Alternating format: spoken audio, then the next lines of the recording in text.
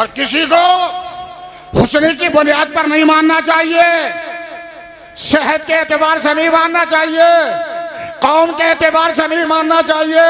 अगर किसी को मानना है तो इल्म के एतबार से मानना चाहिए। किसी को मानना है तो इल्म के एतबार से मानना चाहिए। इसलिए इमाम अहमद रजा खान को हम कौम की बुनियाद पर नहीं मानते हैं, खसाब की बुनियाद पर नहीं मानते हैं। इमाम अहमद रजा खान को हम इल्म की बुनियाद पर मानते हैं और मुस्तफा जान रहमत का गुलाम समझ के मानते हैं। सुभान अल्लाह, सुभान अल्लाह। आका है और आला हजरत इमाम इश्क मोहब्बत। सवाल हजरत के नाम से याद करते हैं, लेकिन आला हजरत को मकाम मिला क्यों? क्या बात? इमाम अहमद रजा खान को मकाम मिला क्यों?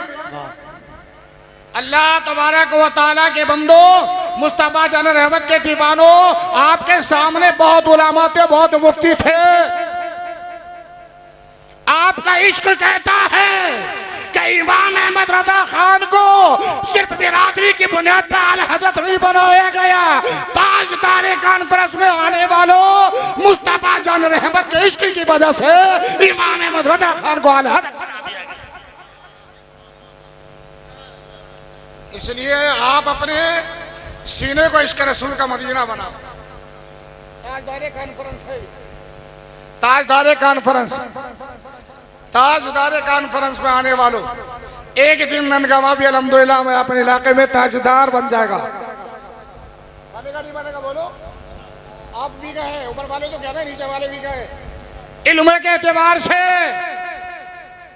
और मैं आपसे गुजारिश कर रहा हूं, जिस तरह से आपने मोहब्बत के एतबार से जलसे को सजाया है, 1 लाख रुपए, 1.5 लाख रुपए, 2 लाख रुपए आप खर्च करेंगे, तो इस जलसे को सजाने के लिए अवाम की जरूरत तो है, लेकिन उलमा की जरूरत भी है। लेकिन ये उलमा बनेंगे कहां से? ये उलमा बनेंगे कहां से? ये आलिम बनेंगे कहां से? ये हाफिज बनेंगे कहां से? इन आलिमों को बनने के लिए मुस्तफा का घर चाहिए, वो इस्तेमाल करने के लिए खुदा का। माशाअल्लाह, सुभान अल्लाह। जब तक मदरसे में पढ़ेगा ही नहीं तो कॉन्फ्रेंस, ताजदार कॉन्फ्रेंस को समझेगा क्या?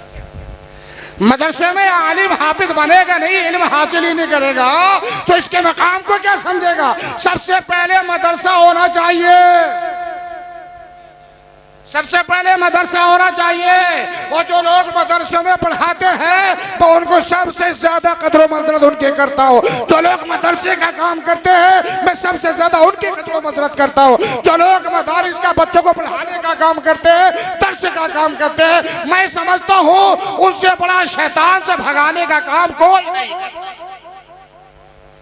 इल्म नहीं हुआ तो बच्चे के पास में माँ का अदब नहीं होगा, इल्म नहीं होगा बच्चे के पास में माँ का बाप का अदब नहीं होगा, इल्म नहीं होगा तो दादा का अदब नहीं होगा, इल्म नहीं होगा तो दादी के अदब को नहीं समझेगा, इल्म नहीं होगा पड़ोसी के हुकूक को नहीं समझेगा, इल्म नहीं होगा मस्जिद के अदाब को नहीं समझेगा, इल्म नहीं होगा तो इमाम के मकाम को नहीं समझेगा, इल्म नहीं होगा तो पीर के मकाम को नहीं समझेगा, इल्म नहीं होगा तो पड़ोसी का हुकूक अदा नहीं करेगा, इल्म नहीं होगा तो दामाद के मकाम को नहीं समझेगा, इल्म नहीं होगा तो बेटी के मकाम को नहीं समझेगा, इल्म होगा तो बाप के मकाम को भी समझेगा, इल्म होगा तो माँ के मकाम को भी समझेगा, इल्म होगा पड़ोसी के हुकूक भी अदा करेगा, इल्म होगा अज़ीज़ व क़रीब के हुकूक को भी अदा करेगा, इल्म होगा तो उस्ताद मोहतरम की कंदरों में ज़िलत भी करेगा।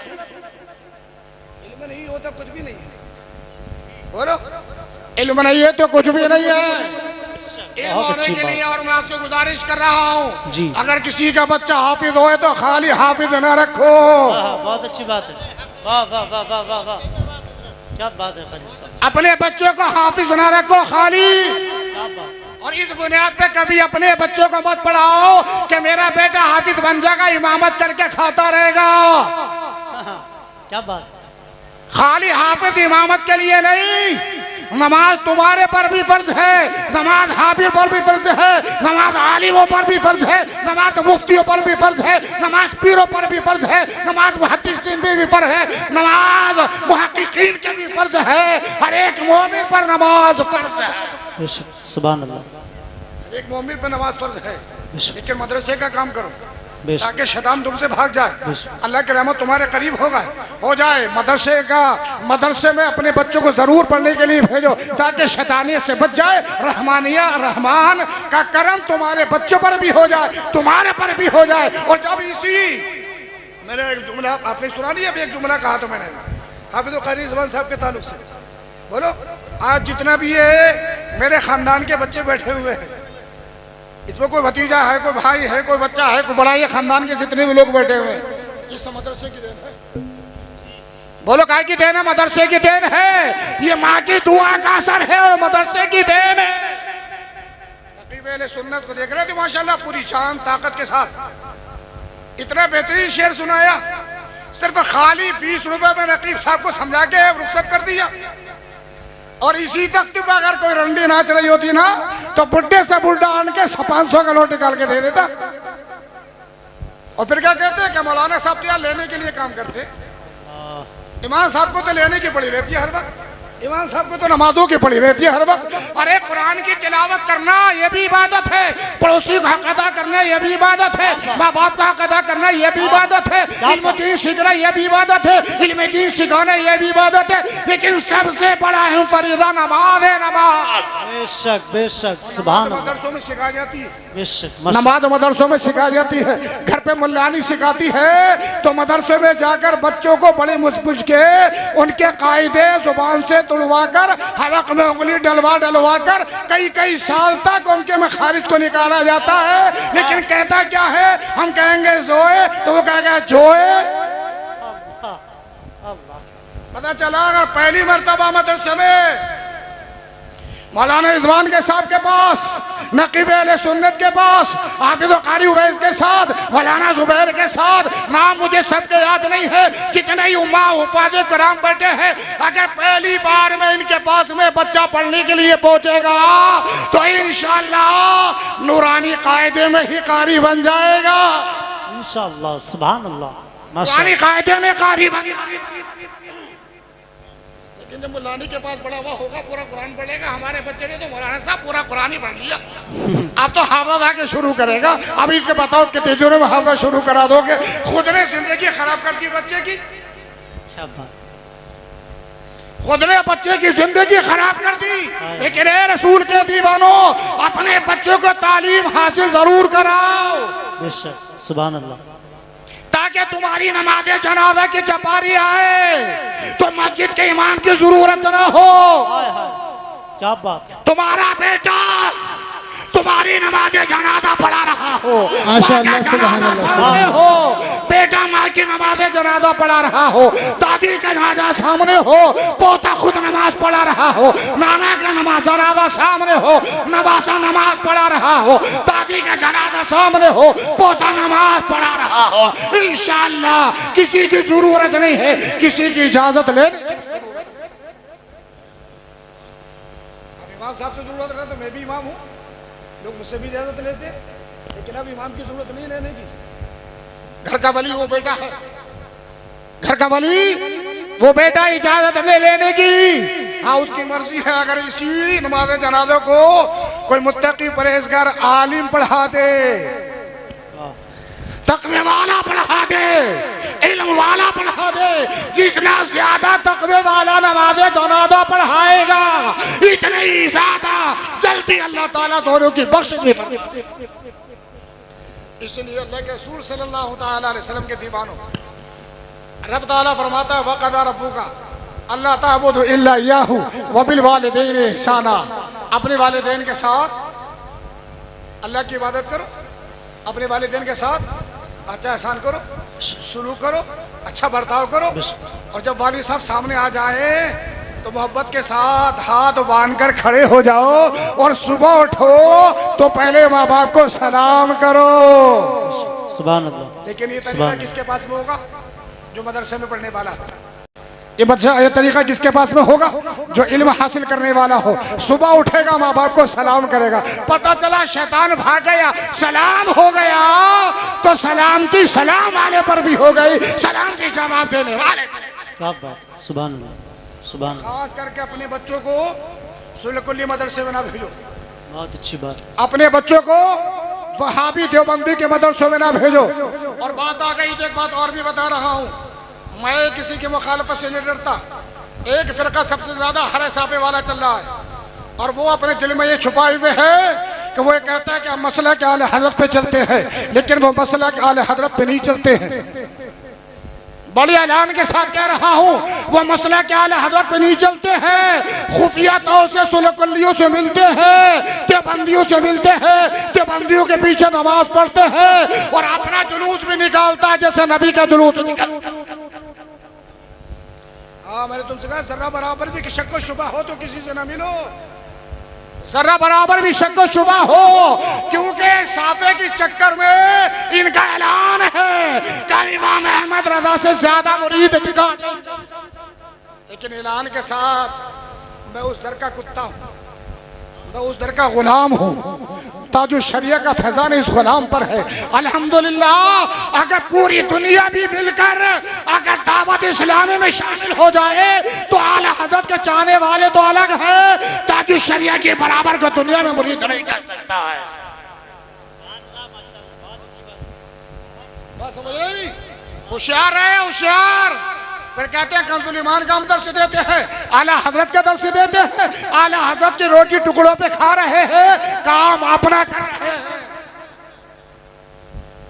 हम अपना करते काम,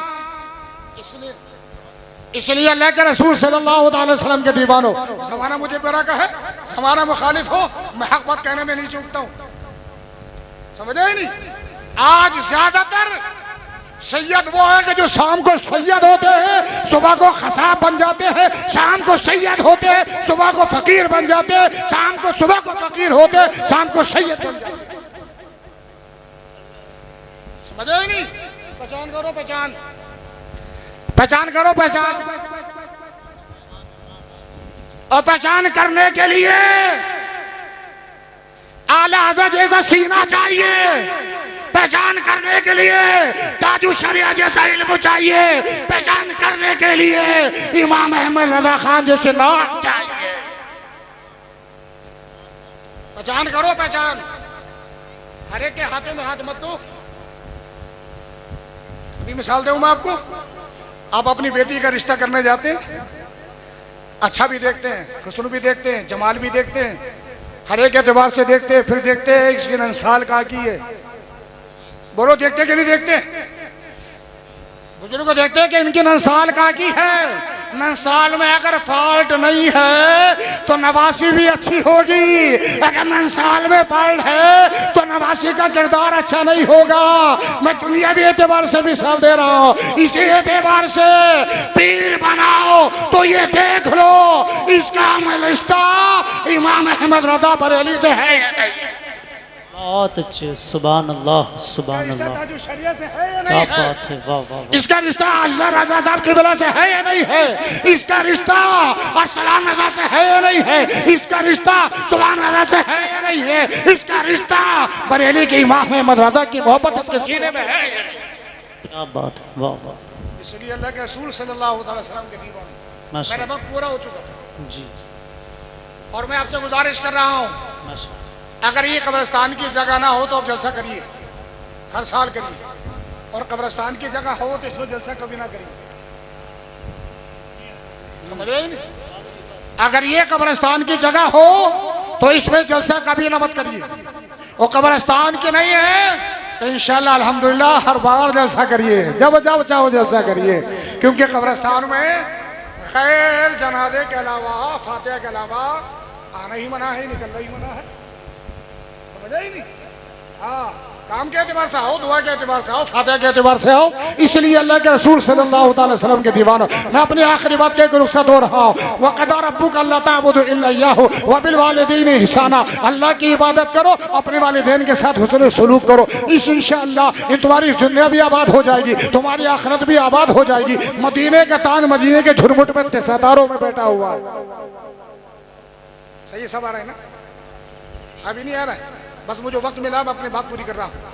मेरे वक्त में सिर्फ 2 मिनट बाकी अपनी बात पूरी करो, जोर से एक मरतबा या रसूल या अल्लाह। रसूल अल्लाह।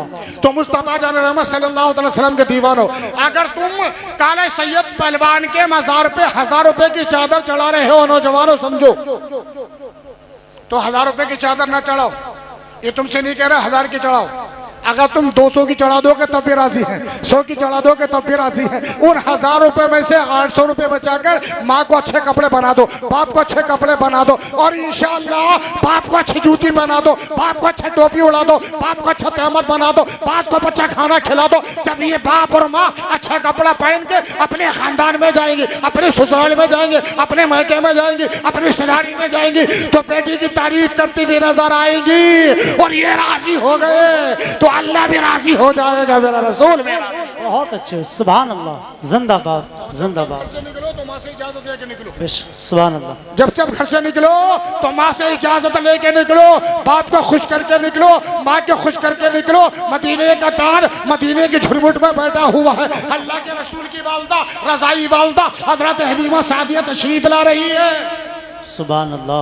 आज बेटा अपनी माँ को घूरता है, मारता है और बाहर पकड़ पकड़ निकालता है, लेकिन ये माँ का जिगर है, जर्रा बराबर औलाद के लिए बद्दुआ नहीं करती। और जिस दिन माँ बाप ने बद्दुआ कर दी उसकी बद्दुआ को कोई रोक नहीं सकता। इसलिए खुद अच्छे कपड़े बनाओ, माँ बाप को भी अच्छे कपड़े बनाओ, ताकि तुम्हारी भी इज्जत हो जाए और तुम्हें देखकर अल्हम्दुलिल्लाह दूसरे लोग भी सुधर जाए, माशाअल्लाह। तुम्हें देखकर दूसरे लोग भी समझ जाए।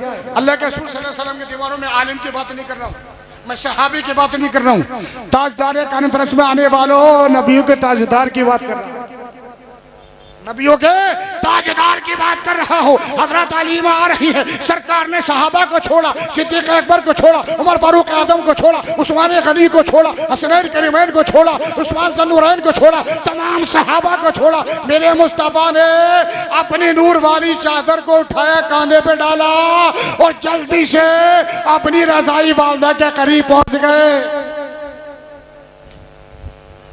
खड़े होकर इस्तेमाल किया, और इस्तेमाल करने के बाद में सहाबा देखते रह गए, सरकार कहाँ पहुंच गए, सरकार कहाँ चले गए। क्या देखते हैं, हजरत हलीमा का हाथ अपने हाथ में लेकर मुस्तफा खराबा खराबा मस्जिद नबवी में आते हैं, अल्लाह अकबर। और नूर वाली चादर को मुस्तफा ने अपने हाथों से बिछाया और उसी चादर पे हजरत हलीमा को बिठाया।